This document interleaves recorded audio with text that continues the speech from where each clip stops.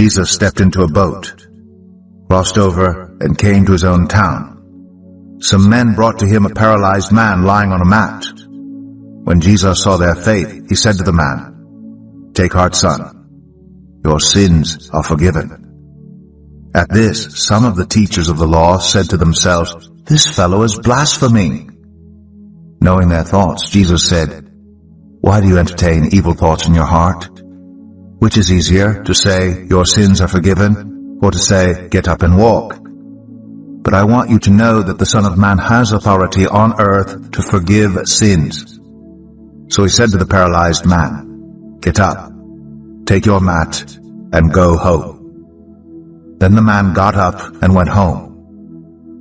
When the crowd saw this, they were filled with awe, and they praised God who had given such authority to man. As Jesus went on from there, he saw a man named Mathew sitting at the tax collector's booth. "Follow me," he told him. And Mathew got up and followed him. While Jesus was having dinner at Matthew's house, many tax collectors and sinners came and ate with him and his disciples.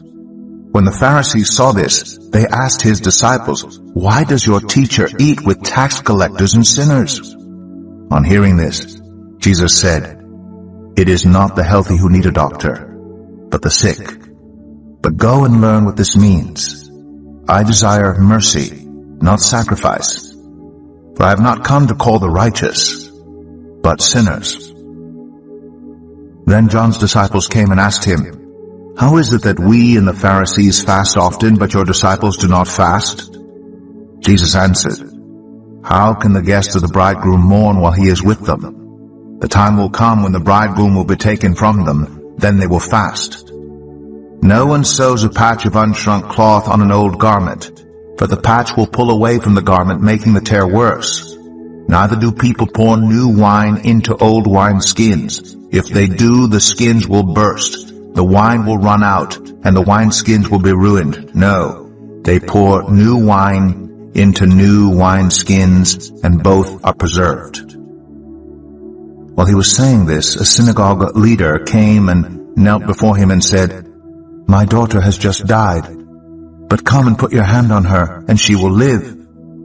Jesus got up and went with him, and so did his disciples. Just then, a woman who had been subject to bleeding for 12 years came up behind him and touched the edge of his cloak. She said to herself, "If I only touch his cloak, I will be healed." Jesus turned and saw her.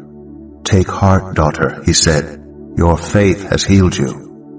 And the woman was healed at that moment.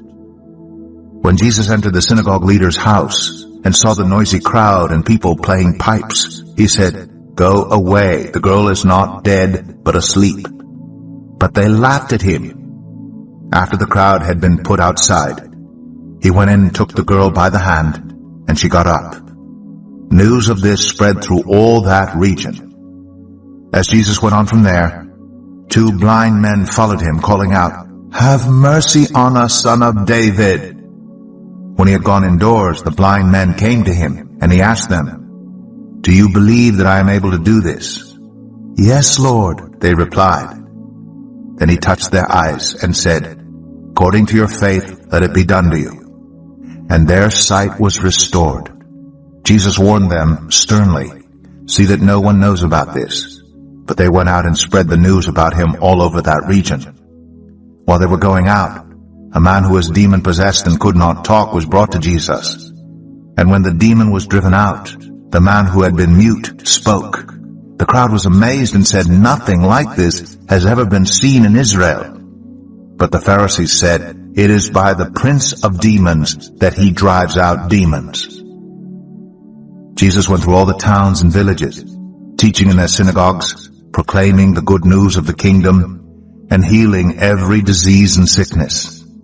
When he saw the crowds, he had compassion on them, because they were harassed and helpless, like sheep without a shepherd.